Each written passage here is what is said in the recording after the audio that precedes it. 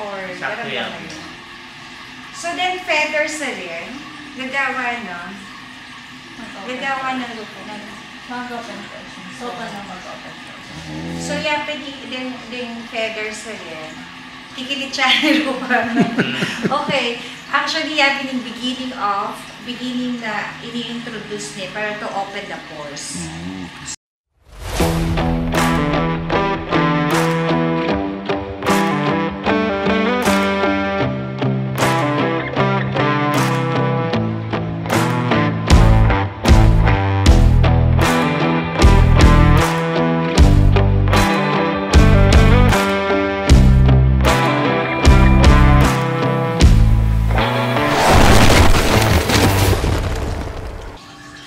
Magandang araw! Welcome po sa Kape, Balita at Opinion, KBO on the Road.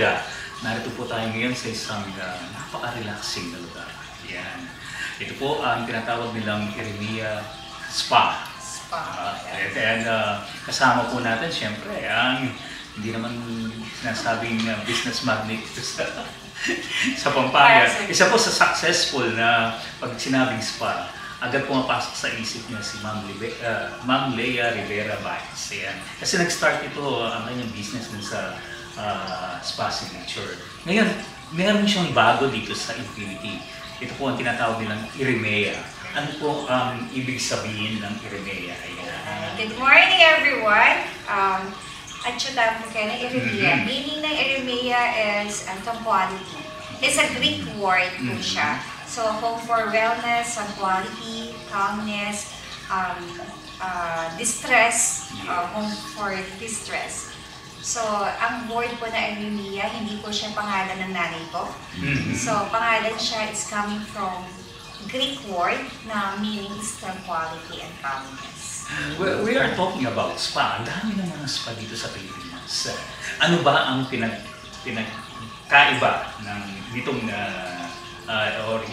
kayong Kapampangan ng pagkaliwanan ng Eremia Karang Spa? Okay, Eremia. It's almost same. Isa lang naman yung kinikater natin is to distress. No? Yes. Pag pumunta sila sa spa, word spa, sasabihin nila, gusto nila ma-distress. No? Ang may konting pagkaiba lang sa amin is more on the head spa. Okay. Pero hindi ibig sabihin na head spa siya, ay ang cater namin is only head. So actually, it's from scalp, hair, at saka sa foot. So, dito sa Eremia, maganda sa kanya, from foot detox, meron din kaming the scalp, before we start the treatment, may scalp check kami. Okay. Kung ang problem is may dandruff ka, dryness or damaged hair, mag-check namin. May pang-check kami ng scalp and hair. Then, i-discuss ni spa attendant kung anong needs niya. So, discuss niya what happens sa scalp niya. Minsan kasi hindi natin napapansin siya. Shower lang tayo, mabilis, di ba? Saka, minsan mga stressful na tao, ganyan nagiging problema. Oo, exactly. So, after nag-checking nun, i-discuss, alam na ni client kung anong gagawin sa kanya. Then, so we have the scalp check. Then after the treatment, i-check niya kung may nagbago ba dito sa scalp niya. Then after that, we have 12 steps. Pag ginawa namin yung ultimate head spa, we have 12 steps. Which the first one is the babad bitis. Bababad tala rin bitis tamo para milakoy ng dinat batingwa. We are using the Himalayan salt para mag-detox siya. May scrub siya. Then after ng mag-detox siya, after ng babad ng bitis, then pupunta na tayo dito sa mismong treatment area. So hihiga na siya. Hihiga na siya dyan. So, meron tayong mga senaryo dito. Nasabi ko, may 12 steps tayo sa puso. So, meron tayong ginagawa na aromatherapy na para makalm yung calmness niya, pinapaamoy, pababaw na rin yung therapy. So, paghiga niya, relax siya. Yes, inhale exhale siya. May ginagawa si client, ay si therapist, para maamoy ni client yung essential oil, which is the aroma. The essential oil is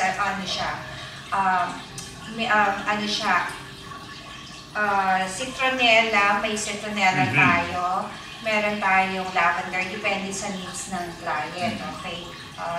Chamomile, para makatulog maayos yung client. So okay lang siya na makatulog? Yes, yun kasi ang target natin, makatulog siya, no? Relax na eh. So, just take note that the wound treatment is 2 hours. Okay. So, after the aromatherapy siya, meron tayo yung sound healing na sinasabi. So, we have the sound healing. Nakikita Sample mo ma. siya. So, may sound healing siya para makatulog si client. Ay, bagsak ng tubig eh. Opo, may water tayo dito. Para naririnig niya, para wala siya dito sa syudad. Yes. Para nasa isang lugar lang siya na sa farm. Then after that, meron sila ilalagay sa paa, which is mayroong pad na lalagay sila para ma-detox siya. Laging lang for 1.5 hour. So ang gagawin niya, nade-detox siya. Mayroong kami pong pad na dinalagay doon para yung mga toxins sa katawan is natatanggal siya. Patches yan. Yes. Then since na nakalay down po sila, state na nakalay down, meron din kami nilalagay sa tummy area, which is a herbal pad, na ang laman ng herbal pad is a mixed herb na may hot po siya para hindi siya masyadong yung kilos niya, at the same time, nawawala yung kalbag ni client, gano'n. So, para ma-relax siya. Then, yung sa sculpture niya, imamassage siya na using our tools. Ayun, kompleto po yung gamit. Meron kami na pagtanggal ng kalikuba, pag-relax na ganito. So, meron kami 12 gadget dito na ginagamit sa head. Tsaka napansin ko, Ma'am Lea, itong equipment nyo ito, marami pala eh. Parang specialized talaga siya. Actually, sumikat ito. Ang gusto ng client, nag-curious sila. Kasi may shower ring.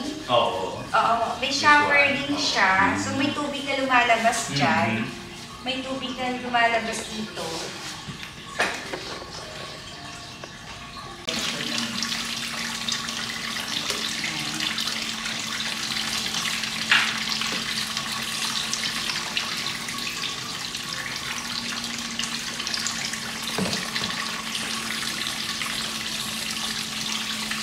Yang no ka rin yan, Miss Ruth.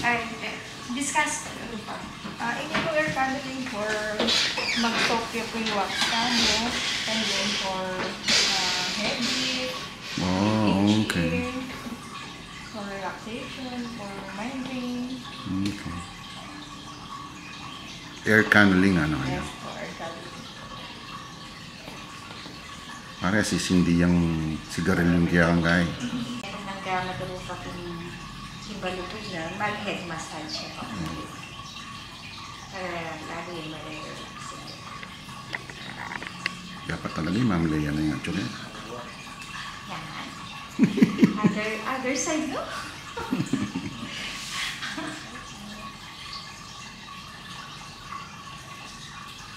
Pero dapat isa-isa yung ginagamit.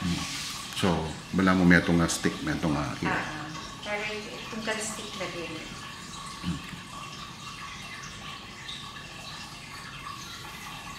Kaya ba't na po yung step pa yan?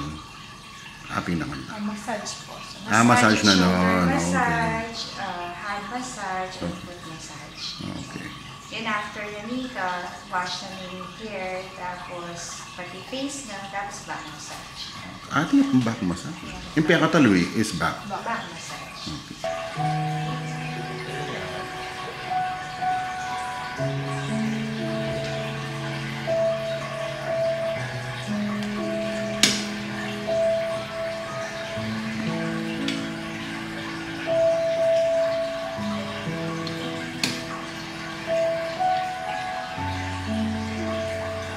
So kahit pala mabigat, Papa Kurt, kaya ka niya.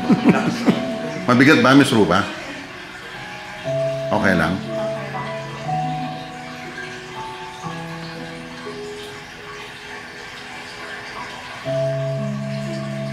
Tapos meron pang back massage yan, ano, kung yung full ano talaga, no?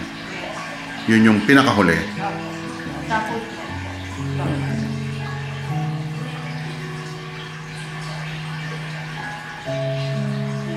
May mga certain points ba sa shoulder massage? So pinag-aralan din ninyo yan. 3 months sir, nag-training kami. Nandun na po lahat. Facial, full body massage. Sa shoulder massage ba, ano usually yung nire-relieve niya pag minamassage mo? Stress po yung Stress, no? lamig.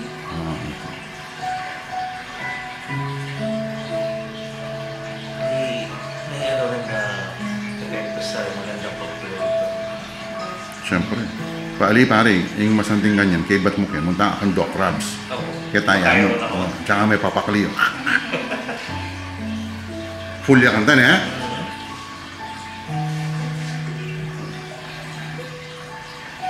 Ano niya? May hand massage pa. Yan.